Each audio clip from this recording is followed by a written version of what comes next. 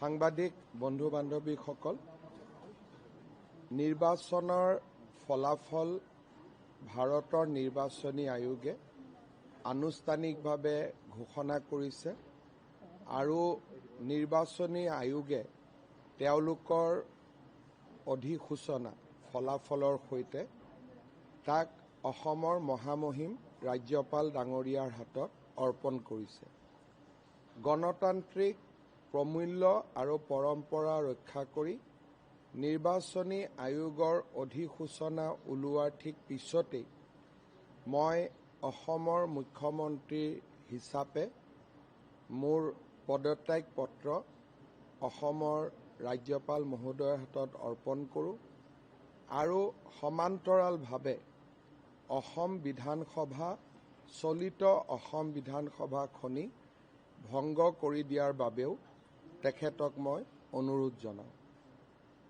মহামহিম ৰাজ্যপাল ডাঙৰীয়াই মোৰ দুয়োটা পৰামৰ্শ, আমাৰ মন্ত্ৰীসভাৰ পদত্যাগ পত্ৰ আৰু অসম বিধানসভা ভংগৰ পৰামৰ্শ দুয়োটাই গ্ৰহণ কৰে আৰু নতুন মুখ্যমন্ত্ৰীয়ে দায়িত্বভাৰ নোলোৱা পৰ্যন্ত বা নতুন মন্ত্ৰীসভা গঠন নোহোৱা পৰ্যন্ত বৰ্তমানৰ মন্ত্ৰীসভাখনক কেয়াৰটেকাৰ চৰকাৰ হিচাপে কাম কৰি যাবলৈ নিৰ্দেশ দিয়ে। মই ভাবোঁ যে খুব সোনকালে নতুন চৰকাৰ গঠন হ'ব আৰু নতুন বিধানসভাও গঠন হ'ব। মাজৰ এই সময়ছোৱা ট্ৰেনজিশ্যনেল যিটো আমি কম যে ট্ৰেনজিশ্যনৰ যিটো সময়, সেই সময়ছোৱাত আমি কেয়াৰটেকাৰ চৰকাৰৰ ভূমিকা पालन करें। आज मैं असम के महामहिम राज्यपाल महोदय को साक्षात किया और गणतांत्रिक परंपरा को पालन करते हुए मैं और मेरा काउंसिल ऑफ मिनिस्टर्स दोनों का पदत्याग पत्र महामहिम राज्यपाल महोदय का सामने उपस्थित करवाए। साथ में हमारे जो विधानसभा है उसको भी भंग करने के लिए मैं महामहिम राज्यपाल महोदय को परामर्श दिया। मेरा पदत्याग पत्र, मेरा मंत्रिसभा की पदत्याग पत्र दोनों राज्यपाल महोदय ने स्वीकार किया और राज्यपाल महोदय ने असम विधानसभा को भी भंग कर दिए। जब तक नया मुख्यमंत्री का शपथ नहीं होते हैं, जब तक नया मंत्रिसभा का गठन नहीं होते हैं, तब तक मुझे और मेरा मंत्रिसभा को केयरटेकर रूप से काम चलाने के लिए राज्यपाल महोदय ने निर्देश दिया। बीते 5 साल सरकार चलाने में हमारे राज्यपाल महोदय ने हमें जो मार्गदर्शन किया, इसके लिए भी मैं राज्यपाल महोदय को धन्यवाद और हमारा ओर से राज्यपाल महोदय को हमने अपना ग्रेटिट्यूड भी प्रस्तुत किया। कुछ अगर आप लोगों का क्वेश्चन है,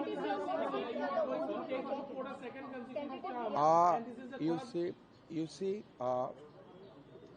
Sri J.P. Nadda and Sri Naib Singh Saini both have been appointed as an observer by our national president Sri Nitin Nabinji.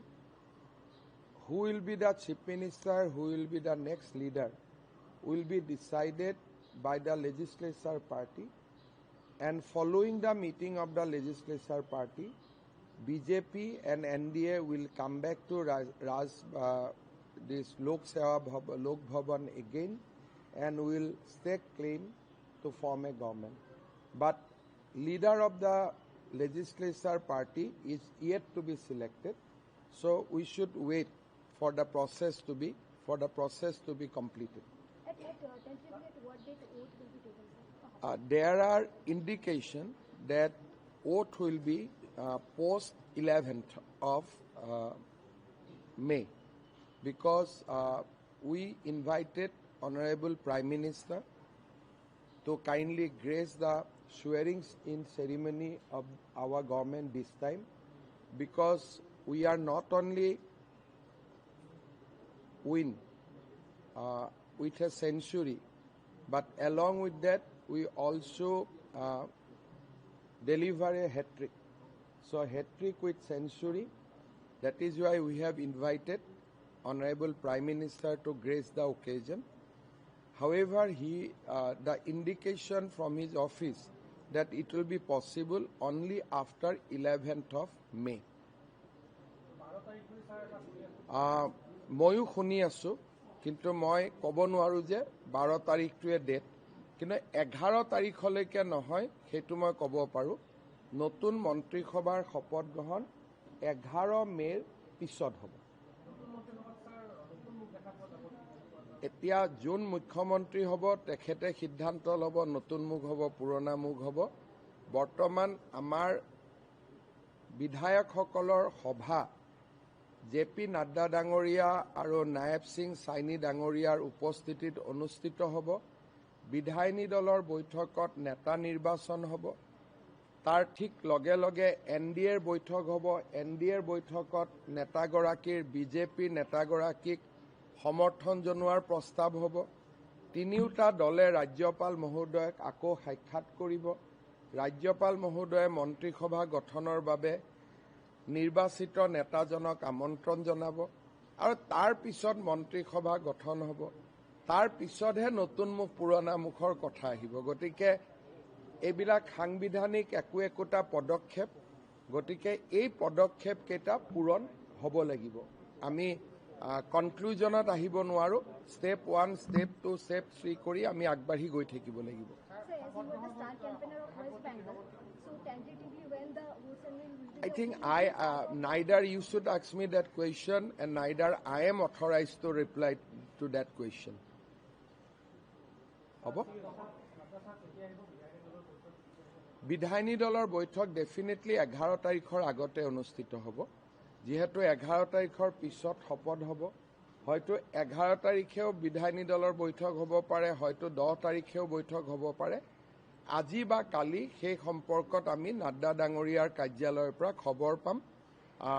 ডেটটো জগত প্ৰকাশ নাড্ডা ডাঙৰীয়া আৰু নায়েব সিং চাইনি ডাঙৰীয়াই নিৰ্ধাৰণ কৰি আমাক জনাব আৰু সেই দিনতে বিধায়কসকলৰ বৈঠক হ'ব।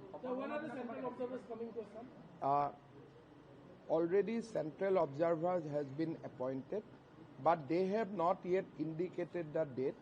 But I am sure that there will be oath in Bihar, there will be oath in Bengal. So a chronology will be followed, a sequence will be followed. So let us wait for today or tomorrow. By today evening or tomorrow, everything will be clear. Dhanyavad.